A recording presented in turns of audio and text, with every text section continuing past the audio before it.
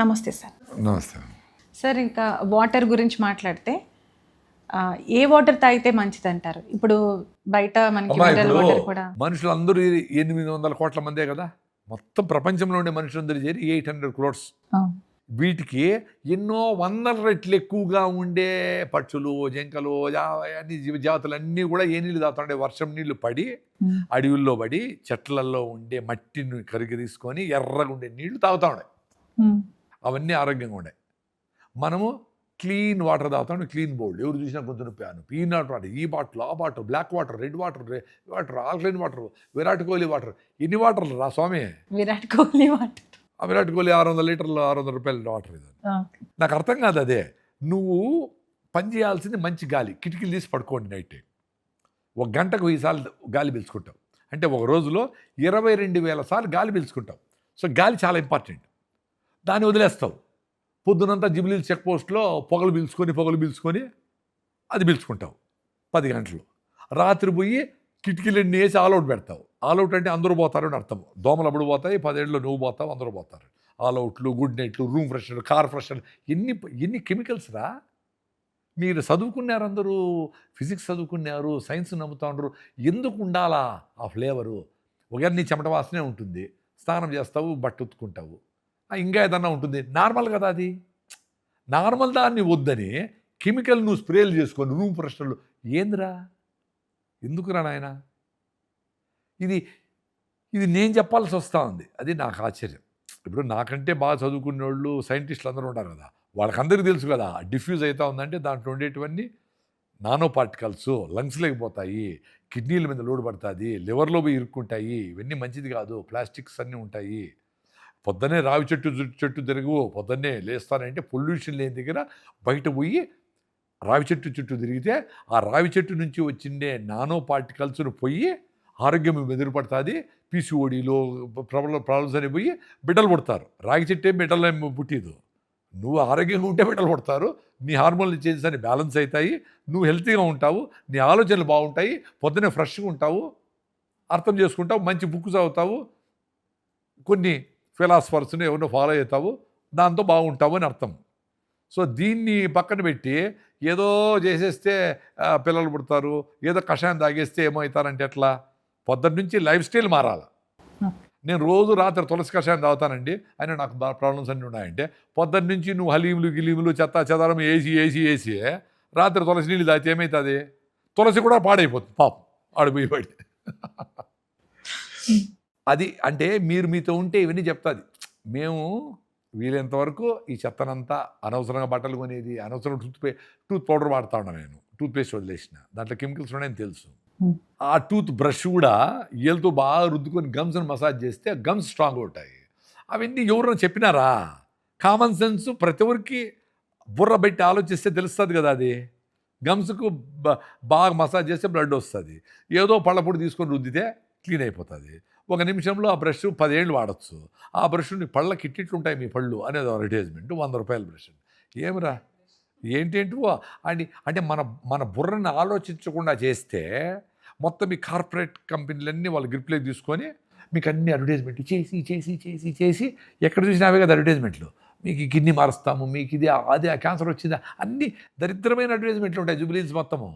ఎక్కడన్నా జొన్న రొట్టె తినండి, రాగి ముద్ద తినండి, నువ్వు లడ్డు తినండి అని అడ్వర్టైజ్మెంట్ వేసింది. సీతాఫలంకాయ మంచిది, యాంటీ ఆక్సిడెంట్స్ ఉన్నాయని చెప్పినారా? మరి ఎవరో చేయాలి కదా ఆ పని. క్రికెట్ అనే ముసుగులో కూల్ డ్రింక్లు అమ్ముతూ ఉండరు. అన్నీ బ్యూటీ పార్లర్, మిస్ వరల్డ్ అనే ముసుగులో మిగతా కాస్మెటిక్స్ అన్నీ అమ్ముతూ ఉండరు. న్యాచురల్కు దూరం చేస్తూ ఉండరు. ఎవరికి హిమోగ్లోబిన్ లేదు, పర్టికులర్ అమ్మాయిలకి హిమోగ్లోబిన్ లేదు. స్కూల్ పిల్లలకి జనగణమన అంటే పడిపోతూ ఉంటారు, జై హింద్ అని సగం మంది పడిపోతూ ఉంటారు, ఎండకు పోలేరు. అవన్నీ బాధాకరమైన విషయాలు, చాలా డేంజరస్ విషయాలు. ఎందుకంటే జరుగుతూ ఉంది? నా హిమోగ్లోబిన్ 6-7 ఉందంటే ఫ్యూచర్లో నీకు క్యాన్సర్ వచ్చేదానికి ఛాన్స్ ఉంది. మా ఇంట్లోనే అట్లా లో హిమోగ్లోబిన్ నుండి క్యాన్సర్ వచ్చి చనిపోయినారు. సో హిమోగ్లోబిన్ తక్కువ కొన్ని రోజులు ఓకే, మళ్ళా అరే ఏందిరా ఇట్లే ఉంది 6 నెలల నుంచి సంవత్సరం నుంచి అని చెప్పి దాని మీద సజ్జలు తినాలన్న, అవిశాఖ, మునగాక, బెల్లం నీళ్ళ, రాగుల అనే ఆ ఫుడ్లన్నీ మార్చి లైఫ్ స్టైల్ మార్చుకొని ఎండలోకి పోయి కూర్చొని నువ్వులు పూసుకొని విటమిన్ D3, B12 అన్నీ ఇంప్రూవ్ చేసుకొని హిమోగ్లోబిన్ ఇంప్రూవ్ చేసుకోవాలి కదా. దాని మీద వదిలేసి బ్యూటీ పార్లర్కి పోయి ఇంపోర్టెడ్ కెమికల్స్ అన్నీ వేసుకొని అన్ని రుద్దుకొని కెమికల్స్ అన్నీ పూసుకొని ఇక మాట్లాడితే ఊడిపోతాయి, ఏసీ లేకపోతే కారిపోతాయి, డేంజరస్గా భయంగా బతుకుతా. ఏం బతుకుతారు అట్లా? హిమోగ్లోబిన్ చూడాలి. మళ్ళీ మీరు ఏమైనా చేసుకోండి, మీ హెల్త్ కోసము మీరు గంట సేపు నడవలేకుండా ఉంటారు, దాని గురించి ఎందుకు రాని ఆలోచించండి. విటమిన్ D3 తగ్గిపోయిందని ఎండకు పోవాలా? ఎండకు కూడా మీరు సన్ స్క్రీన్ పూసుకొని పోతే ఎట్లా? అందరూ సైన్స్లో మార్కులు వచ్చినాయి బాగా. సైన్స్ని అర్థం మీరు ఆరోగ్యంగా ఉండాలంటే ఏం చేయాలనో ఫస్ట్ ఫిజికల్గా దాన్ని చేసి మళ్ళీ అందంగా ఉండేదానికి, హెల్తీగా కనపడడానికి జిమ్ములకు పోయి కండలు గెండలు ఇవన్నీ మళ్ళా రైట్ ఫుడ్ తినకుండా గాలి నీళ్ళు ఆహారము ఆలోచన లేకుండా ఎంత హెల్తీగా కనపడినా అది హెల్త్ కాదు. అరగంట సేపు నిలబడకోలేకుండా ఉండారు. చాలామంది పెళ్ళిళ్ళలో 10 నిమిషాలు నిలబడి కూర్చునేసి సో టైర్డ్ నో అంటుంది. ఎస్ మ్యాన్ అంటాడు వాడు. ఏం చేసినావురా నువ్వు? పని చేయ, మీ అమ్మమ్మ స్నానం చేసా, ఎవడో వచ్చి రిపేర్ చేసా ఏం పని చేసినావో? నేను ఇట్లే రాత్రి వరకు ఇస్తాను మీకు ఇంటర్వ్యూ. అసలు బాత్రూమ్ పోను, నీళ్లు దాని ఏమి తాగను. అందరికీ పాసిబుల్ కదా, నేనే స్పెషల్గా పుట్టలేదే. కొంచెం లైఫ్ని అర్థం చేసుకోండి. రైజ్ అవ తాగండి, 10 నిమిషాలు పరిగెత్తండి, జొన్న రొట్టెలు తినండి, చిన్న పనులు చేసి ఆనందంగా ఉండండి.